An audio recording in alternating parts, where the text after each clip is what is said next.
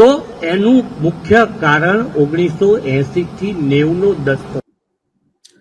તો આ ભૂષણ ભટ્ટ વાત કરે છે બીજા વિસ્તારોને કેમ જોવું પડે, પણ ખાડિયામાંથી 8 થી 10,000 કુટુંબો છોડીને હમણાં 5 વર્ષમાં હેરિટેજ સિટી જાહેર થયા પછી છોડીને જતા રહ્યા છે, કેમ ગયા એ સવાલનો જવાબ એ આપતા નથી। પણ બીજા વિસ્તારોમાં જે કોંગ્રેસ સમયમાં જે કોમી તોફાનો થયા હતા એની વાત કરે છે, કોમી તોફાનોથી લોકોને ભડકાવે છે, પણ પોતાના વિસ્તારમાં શું થયું હતું એની વાત કરવા તૈયાર નથી। અને આ બધું જ જે કારણો છે હાર પૈકીના એમાંના, અને બીજું વારસાગત સૌથી વધારે છે કે અશોક ભટ્ટ અહીંયા વર્ષો સુધી ચૂંટાયા હતા અને ત્યાર પછી ભૂષણ ભટ્ટને ટિકિટ આપવામાં આવી, એ પણ દોઢ વખત ચૂંટાયા હતા, એક વખત પેટા ચૂંટણીમાં અશોક ભટ્ટના અવસાન પછી અને બીજી વખત ફૂલ ટર્મ।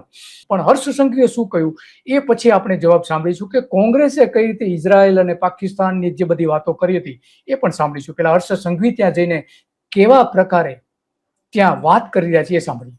આજે ખાડિયાની આ પવિત્ર અને ક્રાંતિકારી ધરતી પર ઉભા રહીને સૌથી પહેલા જનસંઘના પાયાના પથ્થર એવા સ્વર્ગવાસ્ય અશોકભાઈ ભટ્ટને હું વંદન કરું છું।